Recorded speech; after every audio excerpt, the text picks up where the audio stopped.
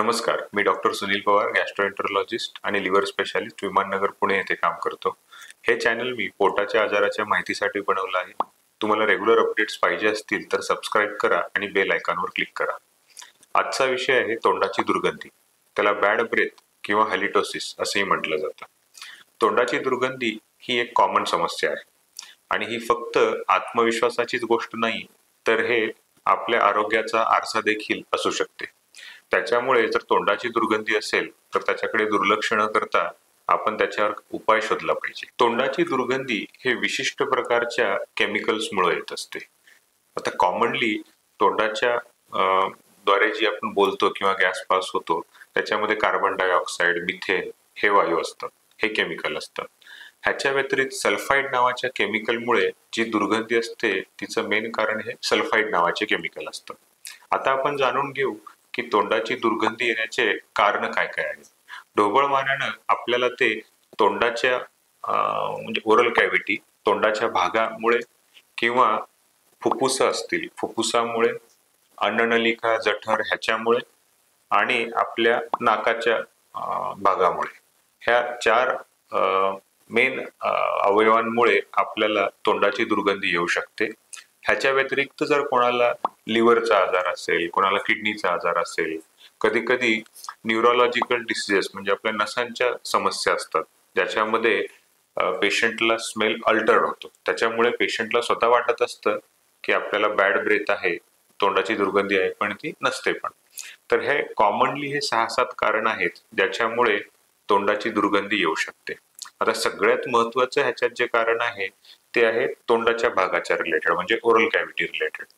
जेव्हा आपण जेवण करतो आणि जर सपोज आपण ब्रश नीट केलं नाही किंवा दिवसातून 2 वेळा ब्रश नाही केलं तर जे तोंडातले जेवणाचे छोटे छोटे तुकडे असतात ते दाताच्या सांध्यांमध्ये किंवा आपल्या हिरड्यांमध्ये जाऊन बसतात आणि हेच बॅक्टेरियांना पाहिजे असतं आणि ते डिजेनाइट करतात तिथे बॅक्टेरिया आणि मग त्याच्यातून दुर्गंधी निर्माण होते. तर त्याच्यामुळे तोंडाचं हेल्थ ठेवणं चांगलं हे खूप गरजेचं आहे. ह्याच्या व्यतिरिक्त टॉन्सिल्स आपले जे असतात, टॉन्सिल्स ह्याच्या आजारांमध्ये पण तोंडाची दुर्गंधी येऊ शकते. आपली जीभ आहे, जिभेचा फ्रंट साइड तर आपण टंग क्लीनरने क्लीन करू, पण जिभेची मागची बाजू जी असते, जी तोंडाच्या मागच्या साईडला असते, ती क्लीन नाही झाली तरी तिथे देखील बॅक्टेरिया ग्रो होतात आणि आपल्या तोंडाची दुर्गंधी येऊ शकते. ह्याच्या व्यतिरिक्त तोंडाचे आजार असतात ज्याच्यामुळे तोंड बरंच ड्राय राहतं, कोरडं पडतं किंवा डेंचर्स असतात.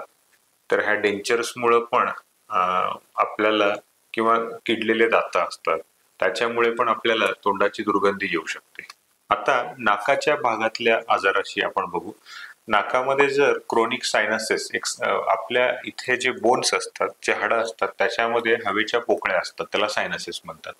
ह्या जर सायनसेसचा त्रास असेल त्याला क्रोनिक सायनोसायटिस म्हणतात किंवा तिथे काही फॉरेन बॉडी जर स्मॉल अडकली असेल किंवा त्याच्यामुळे देखील तोंडाची दुर्गंधी येऊ शकते. ह्याच्याशिवाय पोटातले काही आजार आहेत जसे की ऍसिड रिफ्लक्स आहे, ऍसिड रिफ्लक्समुळे किंवा एच पायलरी इन्फेक्शन जे स्टमकमध्ये असतं त्याच्यामुळे देखील तोंडाची दुर्गंधी येऊ शकते.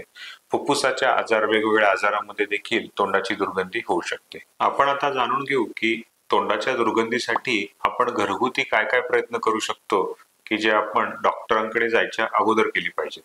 आपण पाणी भरपूर पिलं पाहिजे. तोंड जेवढं आपलं ओलं राहील तेवढं बॅक्टेरियाला तिथे कमी स्कोप राहील. ह्याच्या व्यतिरिक्त 2 वेळेस तरी आपल्याला टीथ ब्रश केलं पाहिजे. वर्षातून किंवा 6 महिन्यातून एखाद्या वेळेस dental cleaning, proper dental cleaning डेंटिस्टकडे जाऊन केली पाहिजे. 2 वेळेस ब्रश करते वेळेस आपल्याला गार्गल म्हणजे गुळण्या केल्या पाहिजेत. गुळण्यामुळे जिभेच्या मागच्या भागाची पण स्वच्छता होते आणि टंग क्लीनरमुळे फक्त जिभेच्या पुढच्या भागाची स्वच्छता होत असते. त्याच्यामुळं आपण जेव्हा ब्रश करतो, तोंड धुतो तेव्हा टंग क्लिनिंग सोबत गुळण्या पण केल्या पाहिजे. जेवणामध्ये आपण जेवढं सात्विकता आणू, जसं की साखर कमी असावी, गोड कमी असावं, खडबडीत फळं जसं की सफरचंद आहे, गाजर आहे, हे आपण जास्ती खाल्लं तरी आपली ओरल कॅव्हिटी हेल्दी राहण्यासाठी मदत होते. अल्कोहोल, कॅफीन ह्यांचं प्रमाण देखील कमी असावं. लसूण, कांदा ह्याच्यामुळे पण तोंडाची दुर्गंधी येऊ शकते, तर त्याचंही प्रमाण जेवणात कमी असावं. तोंडाची दुर्गंधी जाण्यासाठी जेवणामध्ये आपण जेवढं नॅचरल म्हणजे फ्रुट्स असतील, व्हेजिटेबल असतील, ह्याच्याशिवाय लवंग आहे, पुदिना आहे, इलायची आहे, ह्याचा पण वापर करू शकतो. एक्सरसाइज देखील आपण केली पाहिजे घाम येईपर्यंत. त्याच्यामुळे आपल्याला ओव्हरऑल आपले फुफ्फुस, अन्ननलिका, तोंड ह्यांचं हेल्थ राहण्यासाठी मदत होते. हे सगळे घरगुती उपाय करून देखील जर तोंडाची दुर्गंधी जात नसेल तर आपण आपल्या डॉक्टरांचा सल्ला घ्या. ते काही टेस्ट करतील आणि काही औषध देतील, त्याच्यामुळे तोंडाची दुर्गंधी कमी होण्यासाठी किंवा जाण्यासाठी मदत होईल. तर आज आपण जाणून घेतलं की तोंडाची दुर्गंधी ही एक खूप सामान्य समस्या आहे, कॉमन समस्या आहे. ते का बरं येते तोंडाची दुर्गंधी आणि त्याच्यासाठी आपण घरगुती काय उपाय करू शकतो. तुम्हाला हा व्हिडिओ आवडला असेल तर लाईक करा, सबस्क्राईब करा आणि शेअर करा. धन्यवाद.